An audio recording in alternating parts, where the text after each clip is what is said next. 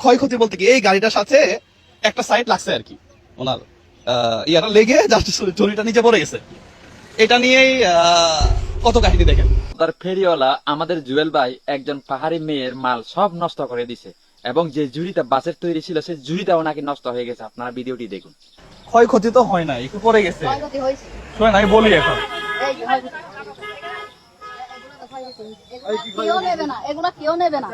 এটা আমরা নিয়ে নিচ্ছি, এগুলো দেন, এটাও দেন। হ্যাঁ হ্যাঁ, আর যা ক্ষয়ক্ষতি হয়েছে আমরা দিয়ে দিব, সমস্যা নাই। বোঝা ওনার লস করে তো লাভ নাই। হ্যাঁ চ্যাপটা হইলেও নিবে না, তো দেন, ওইটাও দেন। আচ্ছা দেন, আমাদেরকে দেন। এগুলো কত করে? আচ্ছা দেন, তাহলে কত হইলো দেখেন তো? 90। ও, এটা এখনই নরমাল হয়ে গেছে।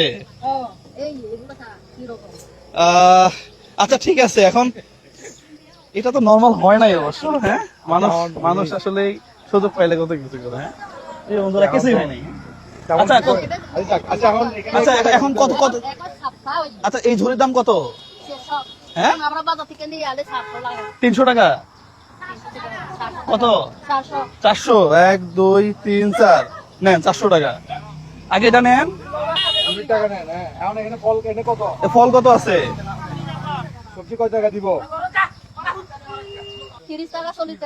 তো থুর তো নষ্ট হয় নাই। এই থুর গুলা কোথায় নষ্ট হয়েছে? থুর তো নষ্ট হয় নাই, থুর তো নষ্ট হয় নাই দিদি। কি সমস্যা নাই, কয় টাকা ভাইয়া?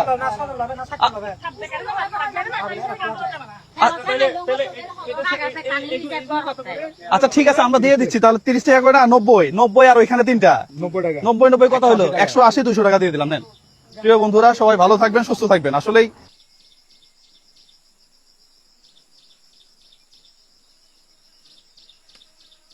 এই জায়গাটা দেখার মতো অনুযায়ী আমার সন্দেহ হচ্ছে কোন জায়গা জানি না, যতটুকু আমি রাঙ্গামাটির এলাকা চিনি, ক্ষেত্রে এটা জমসুকের পাশে যে দোকান আছে সেই দোকানে ঘটনা এটা।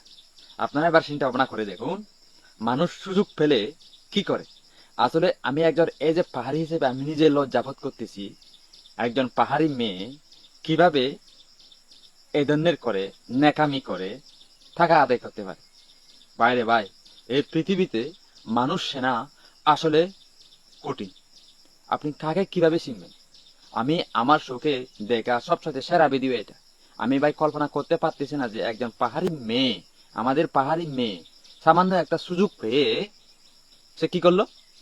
ভালো জিনিসগুলাও খারাপ, খারাপ জিনিসগুলাও খারাপ। এখানে খারাপ হওয়ার কোনো ডিসকাস নেই। হ্যাঁ, জুড়িটা একটু সাপকাইছে, বিদা একটু নর্মাল হয়ে গেছে, সেটা আমি দেখছি।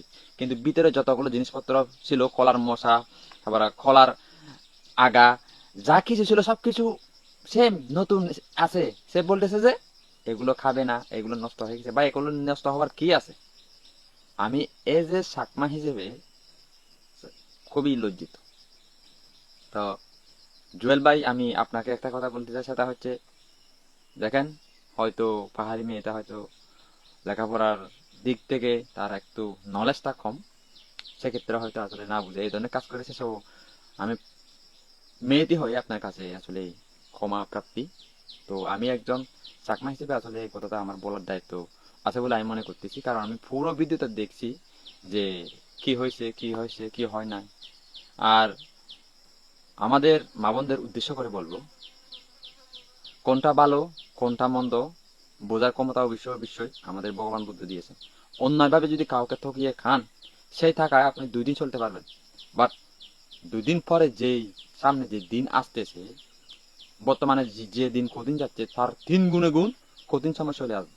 এটা কিন্তু মনে রাখা উচিত। তাই কাউকে ঠকিয়ে অযথা কথা বলে টাকা হাতিয়ে নেওয়া, এটা আমার কাছে অবশ্যই খারাপ লেগেছে। ধন্যবাদ, ভালো থাকবেন।